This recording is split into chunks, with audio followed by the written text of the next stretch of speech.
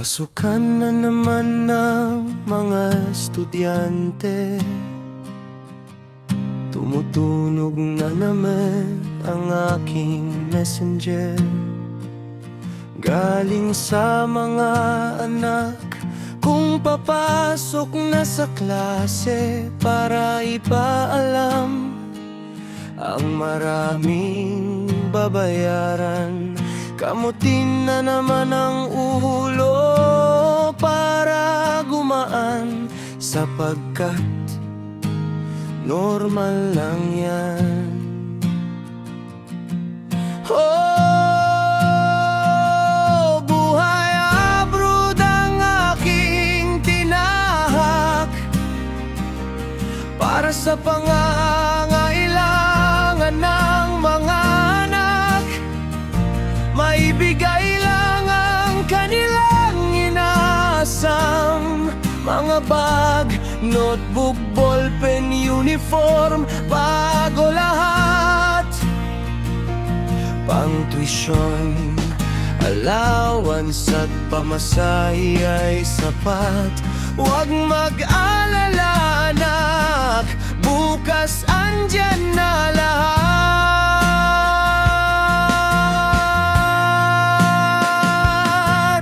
Dumating na ang aking ipinadala, ngiti ng mag-ina aking nakikita, kasaganahan aking nararamdaman. Ngunit di nila alam ang aking kalagayan ay kabaliktaran. Dahil kaming nasa abroad, uhaw na uhaw sa kaligayahan.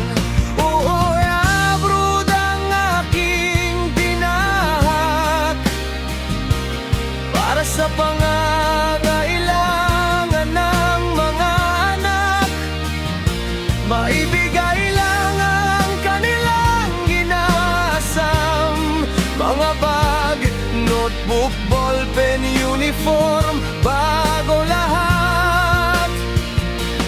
Pang-tuition, allowance at pamasahe ay sapat. Huwag mag-alala, anak, bukas andyan na lahat.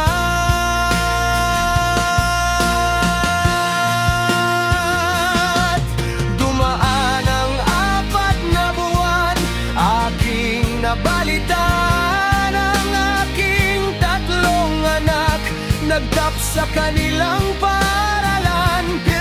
Kahit malayo ako sa kanila nang galing ang aking lakas. Kung bakit kailangan ko pang pagbubutihan para makapagtapos ang mga anak, para paglaki di sila mahirapan.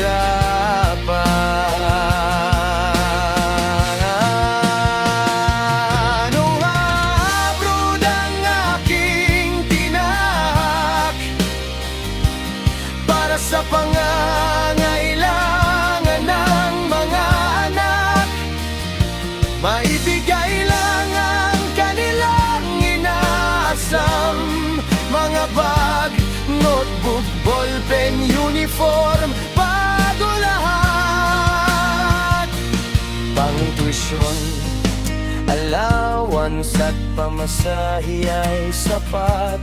Huwag mag-alala, anak, bukas andyan na lahat.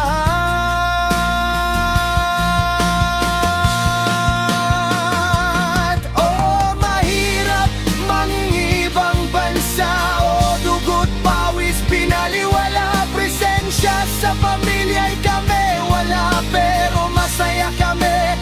Lalo na naming nadadaman, nakikita ang maayos na buhay ng pamilya aming naibigay. Lalo na't ngayong